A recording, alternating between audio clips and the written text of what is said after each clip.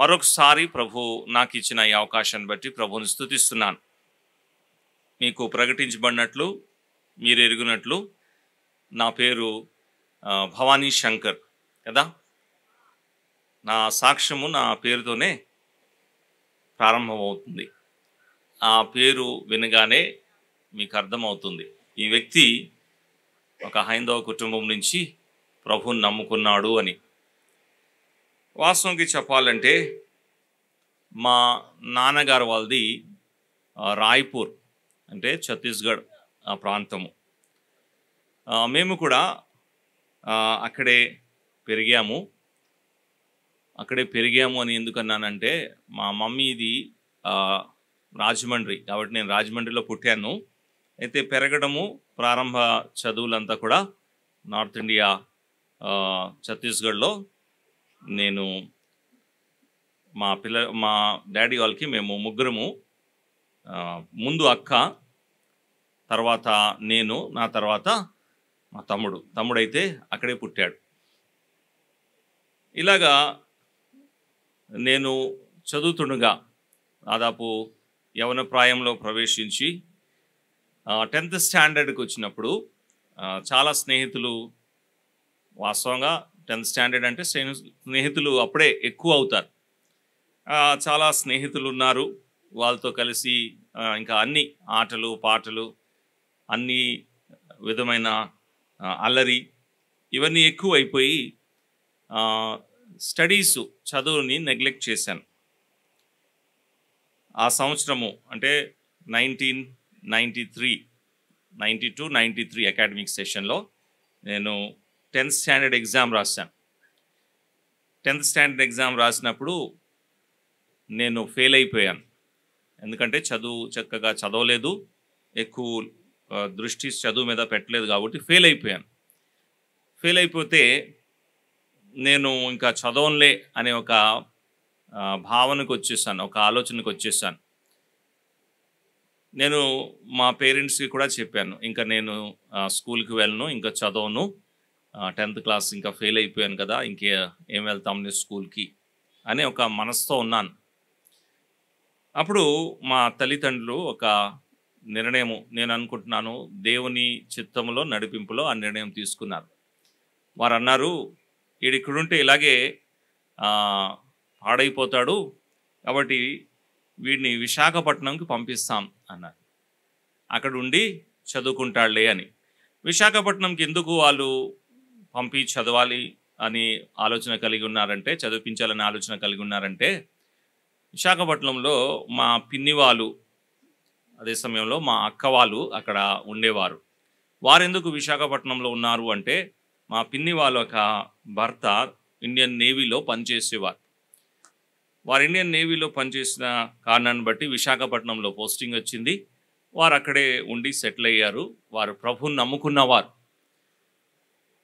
So వారింట్లో నన్ను ఉంచి, నువ్వు ఇక్కడుండి ఇక్కడ చదువుకో అని నన్ను విశాఖపట్నం పంపించారు. 1994లో నేను విశాఖపట్నం వచ్చాను.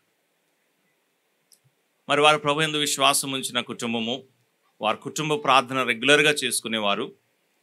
వారు కుటుంబ ప్రార్థన చేసినప్పుడు నన్ను కూడా ప్రార్థనలో కూర్చోమని వారు ప్రేమతో అడిగేవారు. నేను కూడా వారితో కలిసి కుటుంబ ప్రార్థనలో కూర్చునేవాడిని, దేవుని మాటలు వినేవాడిని. వారు రెగ్యులర్గా మరి శ్రీహరిపురం స్థానిక సంఘము విశాఖపట్నంలో ఉంది. ప్రస్తుతము నేను అదే స్థానిక సంఘంలో సహవాసం చేస్తున్నాను. వారు ఆ స్థానిక సంఘానికి వెళ్ళేవారు. వారితో పాటు నన్ను కూడా ప్రేమతో ఆహ్వానించి దేవుని మాటలు విందురా అని నన్ను తీసుకెళ్లేవారు. సో వారితో కలిసి నేను కూడా మందిరానికి వెళ్ళేవాడిని. అలా వెళ్తుండగా వారు నాకు ఒక హిందీ బైబిల్ చదవడానికి ఇచ్చారు. ఇది దేవుని మాటలు, ఈ మాటలు చదువు, ఇది దేవుడు మనతో చెప్పిన మాటలు, మనకి దీవెనకరంగా ఉంటుంది అని నాకు ఇచ్చారు. అది నేను చదవడం ప్రారంభించాను. ఇలా చదువుతుండగా, ఇలా వారితో ఉంటుండగా సువార్త కూడికలో ఒక దేవుని దాసుడు ఒకరోజు యేసు ప్రభు గురించి చెప్తూ, పాపము గురించి చెప్తూ, పాపముకు వచ్చే జీతము మరణము గురించి చెప్తూ, ఆ మరణము నరకాగ్ని, ఒక వ్యక్తి పాపంలో జీవించి పాపంలో చనిపోతే నిత్య నాశనానికి నరకానికి వెళ్తాడు అని నరకము గురించి ఆ దేవుని దాసుడు ఆ రోజు వివరించాడు.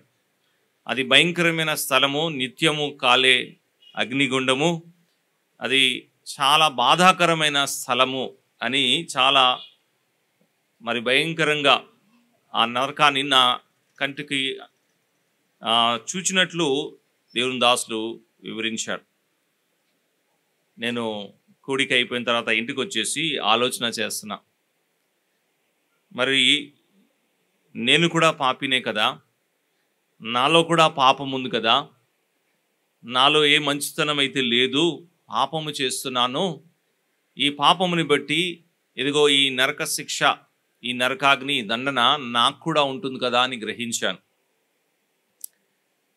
అప్పటి వరకు నరకము గురించి నేను ఎప్పుడూ వినలే, కానీ ఆ రోజు విన్నాను. నా స్థితి ఏంటో నాకు అర్థమైంది. అసలు నేనెవడనో అని ఆ విషయము ఆ రోజు దేవుడు తన పరిశుద్ధాత్మ ద్వారా నాకు బయలుపరిచాడు, ఒప్పింపు చేశాడు. నేను ఎందుకు నరకానికి వెళ్తాను అంటే నేను పాపిని కాబట్టి. ఎందుకు నేను పాపిని అంటే నేను పాపమును చేస్తున్నాను కాబట్టి. పాపం ఒక స్వభావం నాలో కూడా ఉంది. నేను కూడా దేవుని ఎదుట పాపిని అనే విషయాన్ని గ్రహించాను. పాపం విషయంలో ఒప్పింపబడి, మరి నేను పాపిని కాబట్టి పాపంకి వచ్చే జీతం ఏంటి అంటే మరి మరణమే కదా. అయితే సువార్తలో దేవుని దాసులు చెప్పిన మాట, యేసు ప్రభు యందు విశ్వాసం ఉంచితే ఒక వ్యక్తి పాపము నుంచి విడుదల పొందుతాడు, శిక్ష నుంచి తప్పించబడతాడు. ఎందుకు అని యేసు ప్రభు ఒక శిలువ కార్యాన్ని ఆయన వివరించాడు. నేను ఎక్కడా ఏ కూడికలో కూడా చేతులెత్తి ముందుకు రండి అనే గుంపులో నేను లేను, ఎప్పుడు అలా చేయలేదు.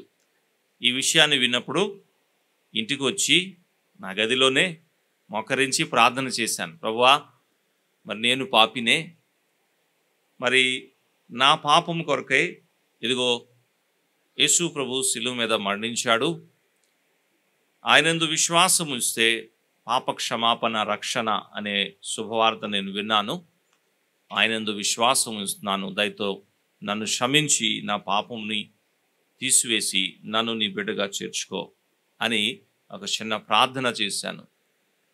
ఆయన నా ప్రార్థన ఆలకించి నాకు నెమ్మది, సమాధానం ఇచ్చాడు. సువార్త వింటుడుగా మరొక విషయము దేవుడు నాకు ఒప్పింపు చేశాడు. ఆ మాటలు కొంత నేను పంచుకోవాలని ఆశపడుతున్నాను. యేసు ప్రభు ఒక దైవత్వము. మరి యేసు ప్రభు యందు ఎందుకు విశ్వాసం ఉంచాలి నేను అనే మాట కూడా నా మనసులో ఉండేది. అయితే ఆయన దైవత్వము నన్ను ఆకర్షింపు చేసింది. ఆ విషయంలో నేను ఒప్పింపబడాను. ఆయన దేవుని కుమారుడని దేవుని లేఖనంలో సువార్తలో నేను ఆ మాటను విన్నాను. విన్న తర్వాత దేవుని కుమారుడైతే ఎలా జీవించాడు ఆయన, ఏమి చేశాడు ఆయన, అందరులాగా ఉన్నాడా, లేకపోతే ప్రత్యేకంగా దేవుని కుమారుడు అని చెప్తున్నారు కదా అలాగున్నాడా అని ఆలోచన చేసినప్పుడు ఆయన ఎంత ప్రత్యేకంగా జీవించాడో, ఎంత పరిశుద్ధంగా జీవించాడో ఆ విషయాలు నన్ను చాలా ఆశ్చర్యానికి గురి చేసింది. సువార్తలో వింటూ వస్తున్నాను అప్పటి వరకు ఈ మాటలు. ఆయన పరిశుద్ధంగా జీవించాడు, ఆయన నోట ఏ కపటము లేదు, ఆయన ఏ అబద్ధము ఆడలేదు, ఆయన ఎక్కడ కూడా అమర్యాదగా ప్రవర్తించలేదు అని విషయాలు వింటుడుగా అనేకమైన ఆలోచన నా మనసులో వచ్చి, అవును కదా, దేవుని కుమారుడు, దేవునితో సమానుడు అని చెప్పబడిన వాడు ప్రత్యేకంగా ఉండాలి, నాలాగా ఉండకూడదు, అందరిలాగా ఉండకూడదు అని మనసులో భావన వచ్చినప్పుడు యేసు ప్రభువులో ఆ సందేహం అంతా ఏమైంది అంటే తీర్చబడింది. యేసు ప్రభు ఒక దైవత్వము స్పష్టంగా నాకు అర్థమైంది. అంత మాత్రమే కాదు, మరి ఈ దేవుని కుమారుడు ఏం చేశాడు అంటే ఆయన శిలువ మీద మరణించాడు. ఎందుకు మరణించాడు అనే విషయాన్ని ఆలోచన చేసినప్పుడు ఆయన నా కొరకై, నాకు బదులుగా, నా స్థానంలో మరణించాడు. అందుకే నేను ఎక్కువ సార్లు గలతీ పత్రిక 2వ అధ్యాయం 20వ వచనాన్ని కోట్ చేస్తూ ఉంటాను. అపోస్తలుడైన పౌలు అన్నాడు కదా, ఆ మాట నాకు చాలా నచ్చుతుంది. నన్ను ప్రేమించి నాకు బదులుగా తను తాను అప్పగించిన దేవుని కుమారుడు అని. ఆ మాటలో ఆయన దైవత్వము, ఆయన నా కొరకై చేసిన కార్యం, వ్యక్తిగతంగా నాకు బదులుగా అన్నాడు. అంటే వాస్తవానికి నేను ఆ శిలువలో మరణించవలసింది, లేకపోతే పాపంని బట్టి నేను ఆ మరణాన్ని చూడవలసింది, కానీ నా మరణాన్ని తప్పించుటకు ఆయన నాకు బదులుగా మరణించాడు. సరే, మరణించాడు కదా, అంత మాత్రమే కాదు, ఆయన తిరిగి లేచాడు. నా మనసులో ఆలోచన, దేవుని కుమారుడైతే మరణించకూడదు కదా, ఈయన మరణించాడు, అయితే ఏమయ్యాడు చెప్పండి? తిరిగి లేచాడు. ఆయన ఒక పునరుత్థానము, ఆయన దేవుని కుమారుడు దైవత్వము నా హృదయంలో చాలా బలంగా నాటబడింది. అనేక సంవత్సరాల తర్వాత దేవుని వాక్యము చదువుతుండగా రోమాపత్రికలో ఒక మాట పౌలు రాసింది నాకు నా మనసులోకి వచ్చింది. పునరుత్థానమును బట్టి సామర్థ్యముతో దేవుని కుమారుడని ఏమయ్యాడంట? నిరూపించబడాడు. నా మనసులో ఉన్న సందేహము, ఈయన దేవుని కుమారుడైతే చనిపోకూడదు, చనిపోయినా ఇతను ఏమవ్వాలి? తిరిగి లేవాలి. ఇదిగో ఆయన ఏమయ్యాడు చెప్పండి? తిరిగి లేచాడు. అన్ని సందేహాలు తీర్చబడి, దైవత్వము ఇలాగుంటుంది నేను ఆలోచన చేశాను, ఆ విషయాలు యేసు ప్రభువులో నెరవేర్చబడాయి. దేవుని కుమారుడు అని చెప్పబడుతున్న వాడు ప్రత్యేకంగా ఉండాలి కదా, ఉన్నాడా అంటే అవును ఉన్నాడు అనే జవాబు నా హృదయంకి ఎంతో ఆనందం కలిగించింది. పరిశుద్ధంగా ఉన్నాడా అంటే అవును ఉన్నాడు అనే మాట నా హృదయానికి ఎంతో ఆనందం కలిగింది. అందుకే ఎటువంటి సందేహము లేకుండా, ఎటువంటి బ్యారియర్స్, ఎటువంటి రెస్ట్రిక్షన్స్ లేకుండా ఆనందముతో, సంతోషముతో యేసు ప్రభు యందు విశ్వాసం ఉంచి ఆయన్ని నా సొంత ప్రభువుగా, రక్షకుడుగా, దేవుడుగా అంగీకరించాను. ఆయన్ని వెంబడిస్తున్నా. అలాగైతే మనలో చాలామందికి కొన్ని సందేహాలు కూడా ఉంటాయి. మరి యేసు ప్రభు యందు విశ్వాసం ఉంచాం కదా, అలాగైతే మరి మనకి ఏదైనా జరుగుతుంది, ఏదైనా కీడవుతుంది, లేకపోతే ఏదైనా నష్టం అవుతుంది కదా అని చాలాసార్లు మనము ఆలోచన చేసి ఆగిపోయేవారుగా ఉంటాం. నా విషయంలో నేను ఈ మాట చాలా సంతోషంతో, ధైర్యంతో చెప్తున్నా. 1994లో నేను యేసు ప్రభుని నా సొంత రక్షణగా అంగీకరించాను. నేటికి దాదాపు 30 సంవత్సరాలు యేసు ప్రభు యందు విశ్వాసం ఉంచి ప్రభుని వెంబడిస్తున్నా. ఈ 30 సంవత్సరాల్లో ప్రభు నాకెన్నో మేలు చేశాడు. నేను యేసు ప్రభు యందు విశ్వాసం ఉంచినప్పుడు కేవలము ఆయన దైవత్వము, నా గురించి ఆయన చేసిన ఆ గొప్ప రక్షణ కార్యము, ఈ రెండే యేసు ప్రభు యందు నేను విశ్వాసం ఉంచుటకు బలమైన ప్రారంభమైన కారణాలు, ఇంకేది కాదు. నేను ఎప్పుడు కూడా యేసు ప్రభుతో విశ్వసించాను కదా, ప్రభువా నాకు మరి అన్నీ నువ్వు ఇవ్వు అని ఎప్పుడు ప్రార్థన చేయలేదు. అలాగే ఇస్తాడు కాబట్టి నమ్ముకుంటాననే థాట్తో కూడా నేను ప్రభువుని నమ్ముకోలే. అప్పటికే నేను ఫెయిల్ అయిపోయి ఉన్నాను, అవమానంతో ఉన్నాను. కాబట్టి ప్రభువా నేను విశ్వసిస్తాను, నన్ను 10th పాస్ చేయి అనే ప్రార్థన ఎప్పుడు చేయలే. నీ యందు విశ్వాసం ఉంచుతాను, మరి నన్ను దీవించు ప్రభువా అని చేయలేదు. నేను పాపిని అనే విషయాన్ని గ్రహించాను. ఆయన దైవత్వము, ఆయన శిలువ మరణము నా కొరకై అని గ్రహించి ఆయన యందు విశ్వాసం ఉంచాను. కానీ ప్రభు ఎంత నమ్మదగిన వాడంటే, నేను అసలు చదవనన్నాను కదా, విశాఖపట్నం వచ్చి అసలు నాకు ఊరు కాని ఊరది, భాష కాని భాష, అక్కడికి వచ్చి చదవడానికి ప్రభు సహాయం చేశాడు. అంత మాత్రమే కాదు, నన్నే ఒక టీచర్గా చేశాడు. నేను స్కూల్కి వెళ్ళనన్నాను కదా, చదవనన్నాను కదా, నన్నే ఏం చేశాడంటే ఒక స్కూల్ టీచర్గా చేశాడు. 2000 నుంచి 2021 వరకు, అంటే 21 సంవత్సరాలు విశాఖపట్నంలో మంచి స్కూల్లో, ప్రైవేట్ స్కూల్స్ అయినా అవి టాప్ మోస్ట్ స్కూల్లో, మంచి స్కూల్లో టీచర్గా పనిచేయడానికి ప్రభు సహాయం చేశాడు. అంత మాత్రమే కాదు, మరి నేను స్కూల్కి వెళ్ళను చదవని అనుకున్నాను కదా, నేనే ఒక స్కూల్ పెట్టాను. 2012 నుంచి 2019 వరకు కూడా నేను సొంతంగా ఒక స్కూల్ రన్ చేయడానికి ప్రభు సహాయం చేశాడు. చాలాసార్లు దేవుని దాసులు జాన్లీ గారు ఆ స్కూల్కి వచ్చారు, మేము అక్కడ సమయాన్ని గడిపాము, వారు చూశారు. అవి 2012 నుంచి 19 వరకు నేనే సొంతంగా ఒక స్కూల్ని రన్ చేయడానికి ప్రభు సహాయం చేశాడు. ప్రభు ఎంత నమ్మదగిన వాడో చూడండి కదా. యేసు ప్రభు యందు విశ్వాసం ఉంచితే ఆయన ఏం చేస్తాడు చెప్పండి? ఆయన మనకి తోడై ఉండి నడిపిస్తాడు. మనము సందేహించే అవసరం లేదు, భయపడవసరం లేదు, ఏది కీడు జరుగుతుందో నష్టం జరుగుతుందని అనుకునే అవసరము లేదు. ఆయన ధైర్యపరిచి నడిపించేవాడు. ఆయన కొరకై సాక్ష్యం ఇచ్చుటకు ప్రభు నాకు సహాయం చేశాడు.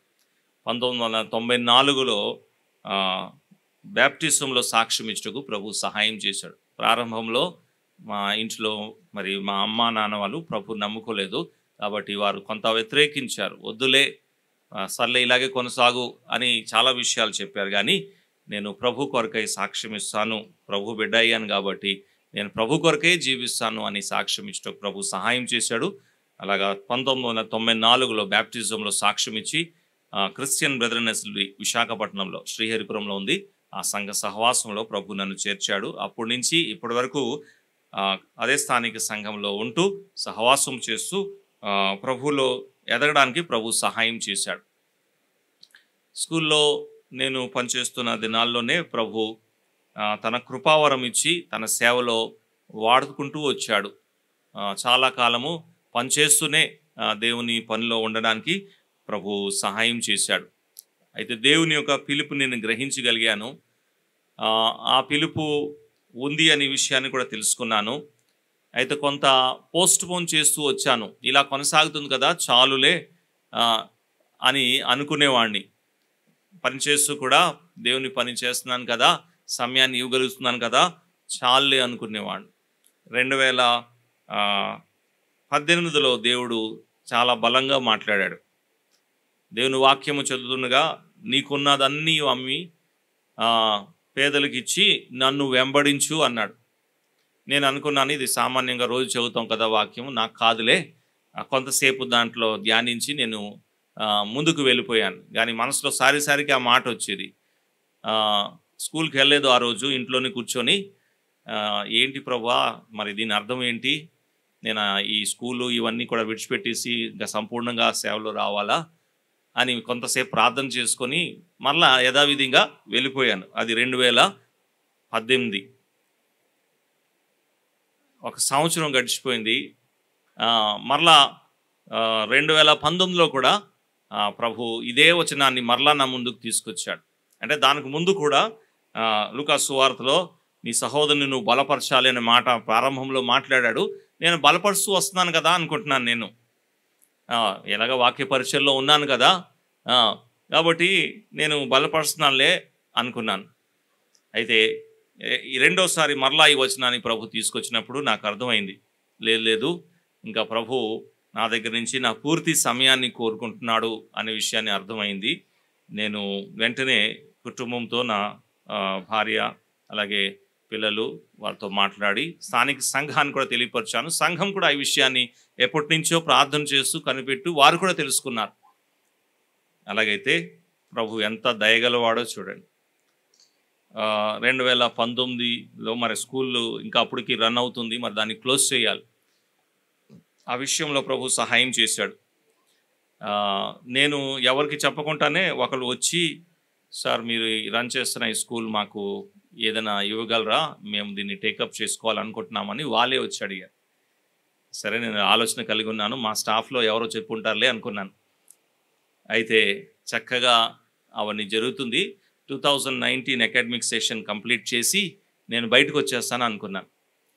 వారు అన్యులు వారు కొన్ని డేట్స్ అవన్నీ చూసుకొని అన్నారు, సార్ మీరు మాకు డిసెంబర్ 31, 2019 డిసెంబర్ 31కి మాకు స్కూల్ హ్యాండ్ ఓవర్ చేసేయండి అన్నారు. మేము చూసుకున్నాము, మాకు ఆ రోజే కావాలి అని చాలా ఒత్తిడి చేశారు. సర్లే ఇంకా 2-3 నెలలే కదా అని అలాగే కొనసాగుదామని వాళ్ళకి డిసెంబర్ 31 వాళ్ళకి నేను స్కూల్కి, తర్వాత స్కూల్లో ఉన్న విషయాలన్నీ కూడా వాళ్ళకి హ్యాండ్ ఓవర్ చేశాను.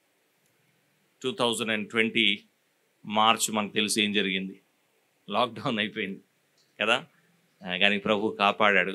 ఆ లాక్డౌన్లో నాకు ఎటువంటి టెన్షన్ స్కూల్స్ గురించి అయితే లేదు.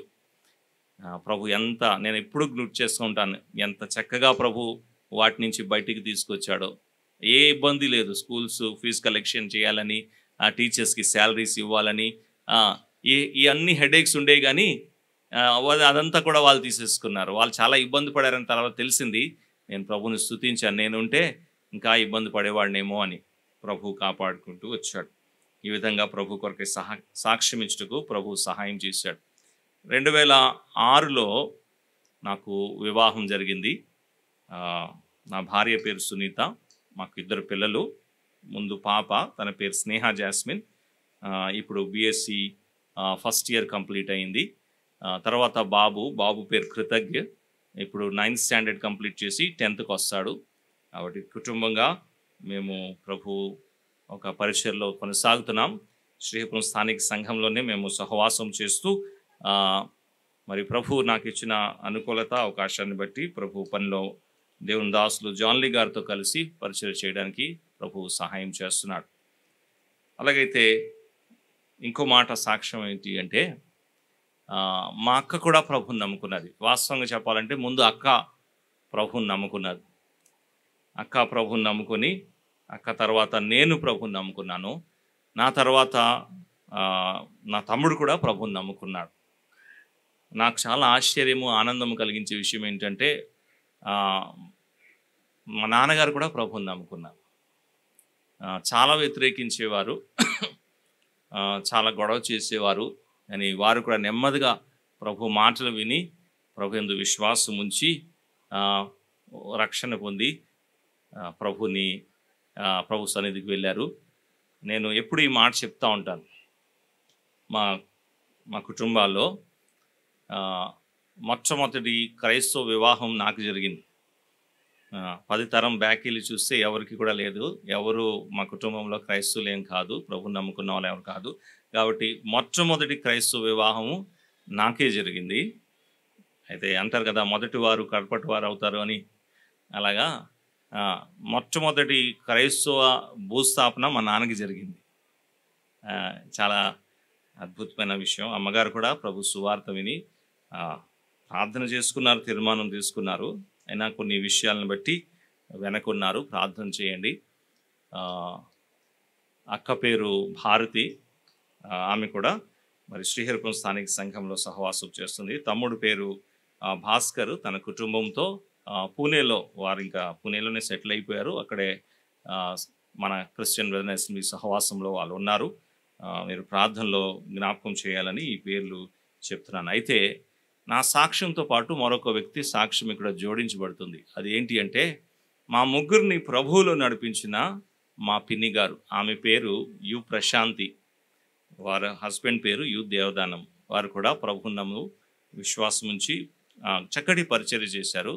అయితే మా పిన్ని గారు యు ప్రశాంతి గారి ద్వారా మా అక్క, అలాగే నేను, తర్వాత మా తమ్ముడు, ఇంకా వారి ద్వారా ఇంకా అనేకులు సువార్త విని యేసు ప్రభువునందు విశ్వాసం ఉంచారు. ప్రభు అంటాడు కదా, పౌలు తన సాక్ష్యం చెప్తూ ఈ మాటన చదివి నేను ప్రార్థన చేసి ముగిస్తాను.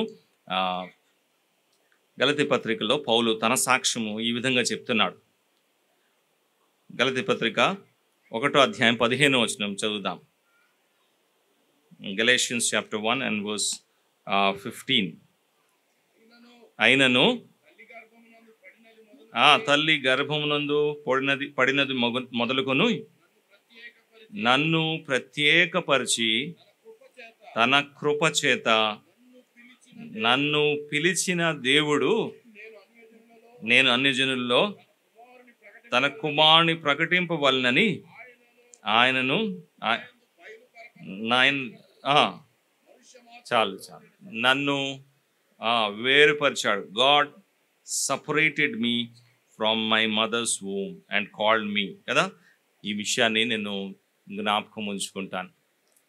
ప్రభు తన కృప, తన కుమారుని గురించిన విషయాలు తెలియపరచుటకు, ప్రకటించుటకు, తన కుమారుని యొక్క కార్యము నాలో కూడా బయలుపరచుటకు దేవుడు ఏం చేశాడు అంటే, నన్ను కూడా ఇదిగో తల్లి గర్భంలో మొదలుకొని ఆయన నన్ను వేరుపరుచుకున్నాడు అనే విషయాన్ని జ్ఞాపకం చేసుకుంటున్నాం. అలాగైతే ఈ సాయంకాల సమయంలో ఈ సాక్ష్యం చెప్పే ఉద్దేశం ఏంటి అంటే, యేసు ప్రభువునందు విశ్వాసం ఉంచుట ద్వారా జీవితాలు మారుతాయి, నిజమైన ఆనందము, సంతోషము కలుగుతుంది. ఈ మాటకి నేను అనుభవపూర్వకంగా సాక్షి. యేసు ప్రభువునందు విశ్వాసం ఉంచక ముందు నా జీవితంలో ఎటువంటి ఆనందము, సంతోషము, నిరీక్షణ ఏమీ లేదు. అసలు సామాన్యంగా జీవించేవాడిని. అసలు జీవితం అంటే ఏంటో తెలియదు. కానీ ప్రభువునందు విశ్వాసం ఉంచడం ద్వారా గొప్ప మార్పు ఆత్మీయంగా ప్రభు నా జీవితంలో కలగ చేశాడు. మేలు చేసేవాడు ఆ ప్రభు.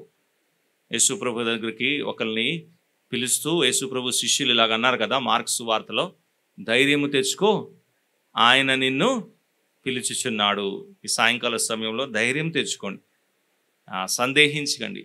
యేసు ప్రభువునందు విశ్వాసం ఉంచితే మా జీవితాలు ఏమైపోతాయో, లేకపోతే మాకేమి హాని జరుగుతుందో, ఏమి నష్టపోతామో అనే విషయాన్ని మీరు ఆలోచించదు. ప్రభు మేలు చేసేవాడే కానీ కీడు చేసేవాడు కాదు అనే మాట నేను అనుభవపూర్వకంగా చెప్పగలను. ఇంకెవరైనా ఈ సాయంకాల సమయంలో యేసుప్రభు గురించి అనేకమైన విషయాలు మీరు వినే ఉన్నారు. బహుశా మనసులో ఆశ కూడా ఉందేమో, ప్రభుని అంగీకరించి ప్రభు కొరకై ప్రభుని వెంబడిస్తే బాగుంటుంది అనుకున్నారు. కానీ కొన్ని కారణాలు బట్టి మనసులో సందేహం ఉందేమో, అటు ఇటు ఆలోచిస్తున్నారేమో. ధైర్యముగా యేసు ప్రభువునందు విశ్వాసం ఉంచగలరు.